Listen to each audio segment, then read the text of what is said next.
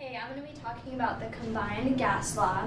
So the equation for the combined gas law is initial pressure times initial volume over initial temperature is equal to the final pressure times the final volume over the final temperature.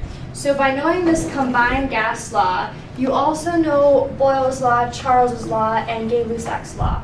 Because this right here, with Boyle's law, your constant is T. So your equation is P1 V1 equals P2 V2, and you can see that by just crossing out T here, that's Boyle's law. Charles's law, your constant is P, which is V1 T1 equals V2 over T2, and all you have to do is see if your constant is P, you cross that out, and that's V1 T1 over V2 T2. And for Gay-Lussac's law, your constant is V, so your equation is initial pressure over initial temperature equals final pressure over final temperature. So if you know this, you can easily figure out all three of these.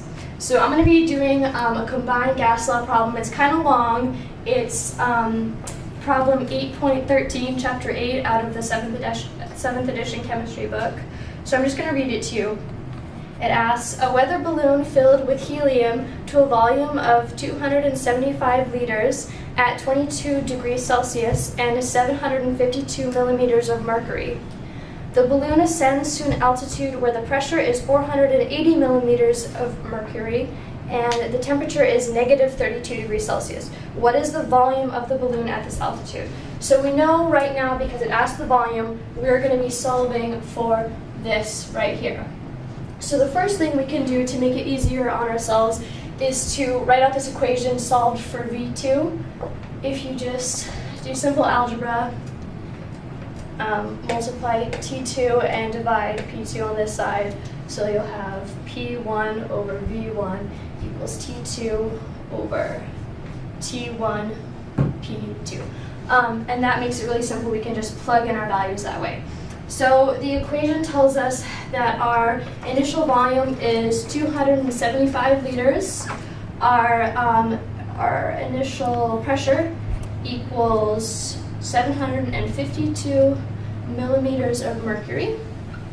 And temperature 1 is 22 degrees Celsius, but we need this to be in kelvins. So to convert Celsius to kelvins, you're going to do 22 degrees Celsius plus 273.15 and round it and get 295 Kelvin.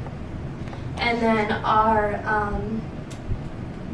second pressure, our final pressure that we were given is 480 millimeters of mercury. And our temperature given is negative 32 degrees Celsius. Add 273.15 to get 241 Kelvin rounded. So now that we have all of these, it's really simple. You just plug the numbers in to figure it out. So 752 millimeters mercury times 275 liters and 241 Kelvin, that's this right here, over 295 Kelvin times 480 millimeters of mercury. So you're going to multiply all that, divide, and you'll find that V2 is going to equal 352. And this is going to be in liters because this will cross out and you're solving for volume, so it will be